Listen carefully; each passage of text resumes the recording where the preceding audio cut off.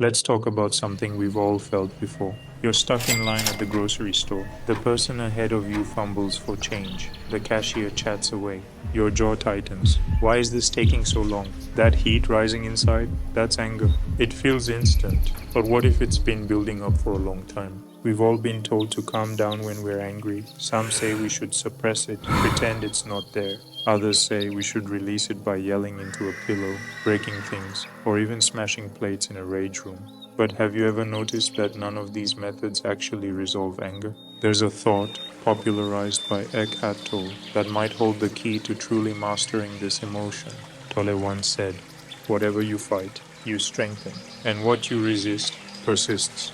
This means that the more we fight anger, the stronger it becomes. The more we resist it, the more space we give it to linger and persist. But what if anger isn't a flaw? What if it's just energy, passing through us like wind through trees? This simple shift in perspective changes everything.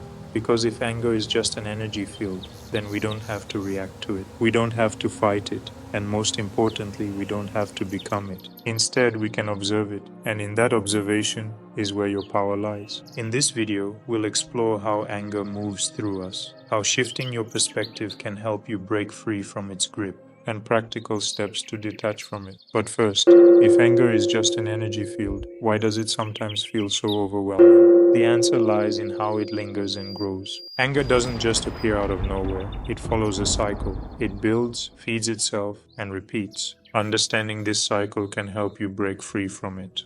It starts with frustration. Something doesn't go as expected. Someone says something hurtful, or we feel powerless in a situation. The irritation builds, and if left unchecked, it escalates into full-blown anger. Next comes resistance. Instead of acknowledging what we feel, we fight it. We tell ourselves, "This shouldn't be happening. I shouldn't be feeling this way." But the harder we resist, the stronger the anger becomes. And when resistance fails, it leads to pessimism. We start to believe nothing ever changes.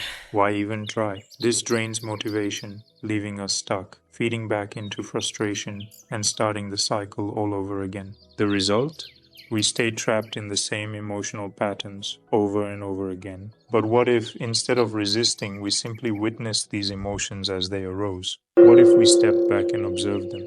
This is where real change begins, and to do that, we need to shift our perspective. Imagine standing by a river, watching leaves float by. Each leaf represents an emotion: anger, frustration, sadness. But instead of just observing the leaves, we tend to reach in, grab onto them, and hold tight. The question is, why do we keep reaching in and grabbing the leaves? We don't just hold on to anger, frustration, or sadness by accident. We cling to them because deep down, we think they serve us. Anger can make us feel powerful when we feel powerless. Frustration can give us an excuse to stay stuck instead of facing discomfort. And sadness can become an identity, proof that we've been hurt, so we carry it like a badge. We do the same with anger. Think about how we speak.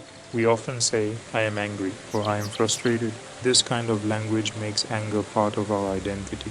Instead of saying, "I am angry," try saying, "Anger is present." Instead of "I am sad," say "Sadness is present." This small shift changes everything. Because emotions, like waves in the ocean, rise, peak, and fade. The sky doesn't change because the wind blows, and neither do you. Anger isn't who you are. It's simply energy moving through you. Now that we've shifted our perspective, let's explore practical steps to detach from anger and become a witness to it. When anger arises, we feel consumed by it. It feels personal. We react, we lash out, and before we know it, the emotion has taken over. But what if instead of fighting it, we just observed it? When you witness an emotion rather than becoming it, its grip weakens. The moment you say, "I see this anger, but I am not this anger," you create space between yourself and the emotion. And this space is where clarity begins. But this is easier said than done. So here are 3 powerful practices to help you cultivate witness awareness. Practice 1. Catching anger before it catches you. Anger moves fast. One moment it's a spark, the next a wildfire. The key? Notice it early. Try to spot the physical signs. Tightening in the chest, clenching fists, heat rising in the body. Instead of reacting, pause and take 3 deep breaths. But here's the challenge. Building this awareness takes practice. So how do we get there? Eckhart Tolle emphasizes the importance of presence in everyday situations. Why?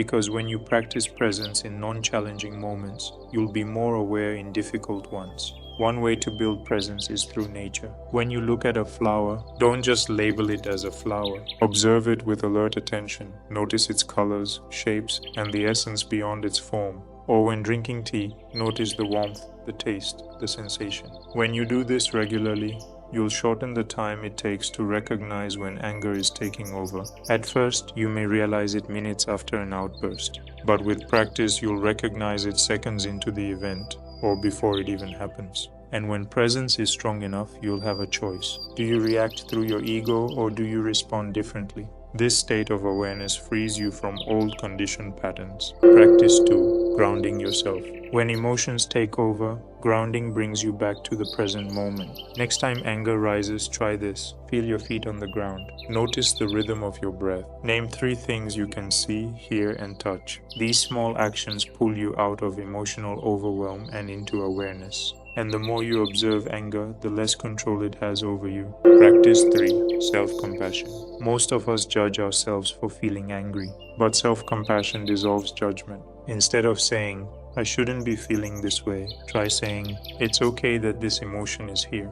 This small shift prevents anger from completing its cycle of resistance and pessimism, breaking the loop entirely. As we conclude, anger, resistance, and pessimism are not your identity. They are passing energy fields. By witnessing emotions instead of engaging with them, you regain control. You don't fight emotions, you don't suppress them. You pause, you breathe, you observe. What emotion are you experiencing right now? Share your insights in the comments below. Your experience might unlock someone else's understanding. Thank you for joining this exploration of timeless wisdom. Until next time, stay curious, stay resilient, and trust your journey.